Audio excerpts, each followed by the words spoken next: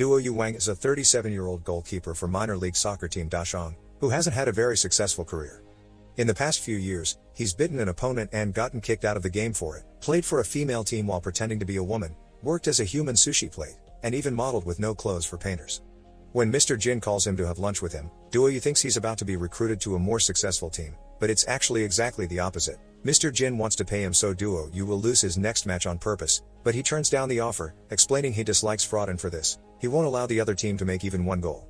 When the day of the match comes however, Duo Yu gets cocky and distracted after catching just one ball, allowing the opposite team to score 5 goals against him. The other team's players even throw him up in celebration for having lost so easily to them. After being kicked out of the team, a depressed Duo Yu doesn't want to leave his apartment, but his teammate and best friend Chang Zhuang visits him and drags him out to take him to talk to the coach, promising he'll get his job back. His plan doesn't go well though. The coach has no interest in taking Duo Yu back, and thinks a dog is already a better goalkeeper than he ever was. When Chang Zhuang threatens to leave if Duo Yu isn't welcome back, the coach laughs and lets him go, considering losing both of them at the same time a great thing for the team. On their way back home, when stopping the car at a red light, a traffic racketeer pretends to have been hit by them. Since he refuses to admit he's acting, Duo Yu and Chang Zhuang grab him, bump him against the car a couple of times and even use his body to clean the car window. A young woman Xiaoju suddenly sees them and calls them bullies, recording everything with her phone and calling over more people to be witnesses, not believing the racketeer explanation since she caught them with their hands in the cookie jar. This lands both of them in jail. The one to pay for their bail is Mr. Jin, who tells Duo Yu he isn't actually involved in the soccer business and their meeting the other day had only been a test. He takes them to his office and, after telling Chang Zhuang to wait outside, he introduces Duo Yu to Mr. Yin and Mr. Lai of Guangming Trust Fund. The three men explain to Duo Yu that his grandfather had a brother that fell out with his family and lost contact, causing everyone to think he was dead, but actually, he only passed away last month. Duo Yu is the sole heir to his fortune, but to be able to receive the money, he has to pass a test, which his second grandfather explains through a video he recorded before dying. Duo Yu must spend 1 billion yuan in 1 month, and if he's successful, he'll receive the rest of his second grandfather's money, 30 billion yuan. There are some conditions though. The money must be spent legally. He can't have any assets left at the end of the month. He can't get gifts or give money to charity. All money must be spent on himself. He can hire up to 100 people but he must accept the service they provide. He can't destroy any valuable stuff he could buy. He can't bid up to excess the prices of the market, and he can't tell anyone of this game. In case his grandson can't take the challenge, the old man has added a coward clause. Duo Yu has the option to take 10 million yuan and leave as if nothing happened, which means the fortune would stay in the trust fund for Mr. Yin and Mr. Lai to use, or accept the challenge, which could leave him with nothing if he loses.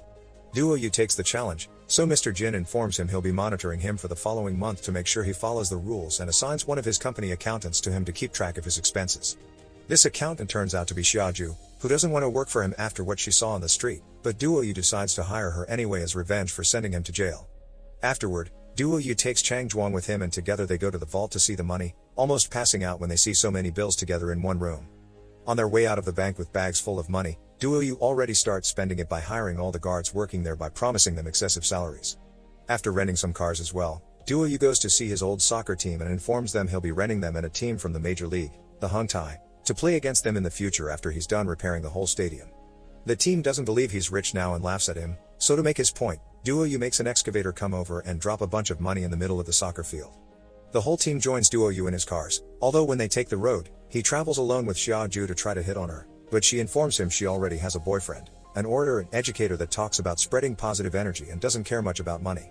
Shortly afterward, they make it to a very fancy hotel that requires membership, but Duo Yu simply talks to the manager and offers him extra money to allow them to rent the entire hotel for the whole month. And seeing the insane amount of money he offers, the manager accepts before taking them to the dining room for a celebratory banquet. All this falls under the rules, since Duo Yu is allowed to buy things for his employees and he's renting the team now. During dinner, Duo Yu announces he'll be opening a new investment company and the CEO will be Chang Zhuang, who is very touched by the gesture because he doesn't know Duo Yu chose someone who isn't smart on purpose so he can lose him money. From then on, Duo Yu starts spending as much money as possible, from a $1 million haircut to renting clothes, furniture, and cars, which confuses Xiaoju because it would be cheaper to buy these things.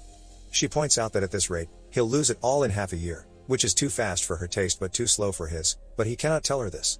At that moment, Xiaozu's boyfriend Jianan Lu arrives to take her with him to his lecture about not being slaves of money. After turning down the offer of a drink, Jianan tells Duo Yu about his lecture, which sadly hasn't sold any tickets. Duo Yu grabs some money from his safe and buys them all for his team, instantly making Jianan drop his anti-capitalism stance. He accepts the drink even if he usually doesn't have alcohol and offers his services as a gardener, which Duo Yu accepts. Disappointed by seeing he isn't the man she thought he was, Xiaoju breaks up with him. Sometime later, Duo Yu has his first meeting with his new investment company and orders them to invest in a bunch of sunset industries that could be shut down any minute now. Right after that, a crazy man tries to get funds for his weird invention, a machine that lets you swim on land. Duo Yu gives him money as well before asking if anyone else had a dream, so he can fund them all no matter how ridiculous they are. The following day, while Duo Yu is having a massage, the masseuse Shasha tries to sleep with him and doesn't take no for an answer. As she corners him against a statue, Xiaoju arrives to remind Duo Yu of their next meeting, saving him just in time. They join Mr. Yin and Mr. Lai on the golf field, which his team will be using to train, and Duo Yu sees Shasha there with them, discovering she had been hired by Yin and Lai to spy on him and get him to lose the challenge. Duo Yu invites the two men to lunch, but since the rules say he can only treat his employees and any other expenses would come out of his own pockets, he serves Yin and Lin instant ramen. One of them quotes some philosophy told by the famous businessman Mr. Lafitte, so Duo Yu decides to pay an insane amount of money to bring him to China and have lunch with him. With Xiaoju as interpreter between them, Duo Yu asks Lafitte to tell him about the worst investments he's ever had because he wants to have classes on business failures. Lafitte finds this request very insulting, because he only teaches people to succeed, and leaves without even trying the food. Xiaoju gets angry with Duo Yu for having been so rude and leaves as well, but he follows her with his car while hearing her talk about how she's considered the Black Widow of the investment world because every company she's worked for went bankrupt, a fact she doesn't include in her resume and thinks will get her fired. Duo Yu considers it a good thing though, and says that while the other companies may call her a Black Widow, for him, she's his company's mascot. Duo Yu continues to spend money in crazy ways, having a servant for every single little part of his daily routine. His mood falls however, when he hears all the investments he chose badly on purpose have actually been successful and are giving him even more money. After sending his employees away, Duo Yu throws a tantrum in the meeting room, cursing his luck. Yin and Lai see this news on TV and laugh at how badly Duo Yu is doing with the challenge. After having a nightmare about burning the money and meeting his second grandfather, Duo Yu is woken up by Chang Zhuang, who wants to introduce him to an old friend of his to see if there's room for him in the team. As soon as Duo Yu sees the man with a bad eye and a cheap choice of clothes, he hires him on the spot. Feeling very grateful, Chang Zhuang promises they'll work hard and maybe one day they can celebrate with fireworks, giving Duo Yu an idea. Meanwhile, Xiaoju is spending her birthday alone in her apartment with a little cake she got for herself until Jianan shows up out of nowhere. After giving her flowers, he takes her cake and starts eating it without even asking for permission while telling Xiaoju he has an idea for a book in mind and he'd appreciate her asking Duo Yu for funds. Xiaoju's reply is smashing the cake on his face before kicking him out and going to see Duo Yu for some business matters. He doesn't let her talk about work tonight though, he just shows her the surprise he's prepared for her, thousands of fireworks illuminating the sky all over the city. When Xiaoju mentions her birthday, Duo Yu pretends this is her present when he actually had no idea of the date. While she is quite touched by the gesture, she still tells him they can't date because they're from different worlds, and she'll only see him as an uncle or brother. Sometime later, Xiaoju discovers there are posters with her face all over the city that Duo Yu has put up to convince her to give him a chance. There also are ads on TV and the radio asking for the same thing. This puts the attention of the public on her, who follow her around to take selfies with her. She calls Duo Yu to take care of the problem, but he just invites her to a concert instead of listening, so Xiaoju hangs up on him and takes a taxi while hiding her face. When the driver stops the car at the red light, the same traffic racketeer from the other day shows up and pretends to be hurt again, making Xiaoju realize Duo Yu hadn't been lying after all. Seeing him with new eyes, she arrives at the hotel and accepts Duo Yu's concert invitation, saying she'd like to know him better. The concert turns out to be a private affair in the hotel with her favorite singer. After dancing and taking pictures with him, Duo Yu takes Xiaoju out for dinner, then they play soccer with some kids at the park and have a lovely walk together by the river. Meanwhile, Yin and Lai call Jianan and hire him to help them make Duo Yu lose the challenge. Speaking of Duo Yu, he falls under more stress when he sees his soccer team partying instead of training and Chang Zhuang informs him the company has made another billion. After punching his friend, Duo Yu throws himself into the swimming pool to calm his nerves and while remembering everything he's learned so far, he gets an idea. After getting Mr. Jin's approval, he makes a special presentation at the mall announcing his new project, a fat insurance program. You only pay 1 yuan for it, and the company will pay you back for every gram you may lose. The program is a success, which drives Yin and Lai crazy, but they can't do anything about it because, as Jin explains, insurance is a legal business and what Duo Yu came up with is technically not charity.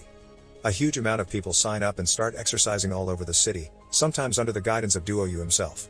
Gyms are crowded, and people begin to use alternatives like normal stairs and even the land swimming machines.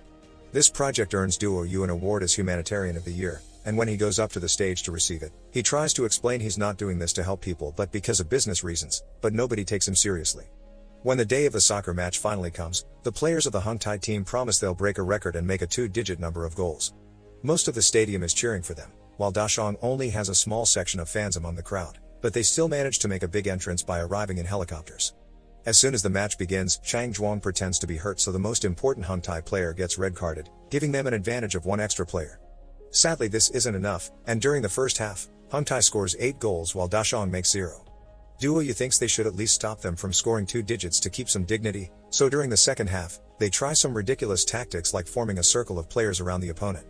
This is still not enough to stop them from making the 9th goal, so the Dashong goes for their last and most desperate strategy, putting all players in front of their goal to stop any incoming balls, even if they have to use their faces or groins to achieve it.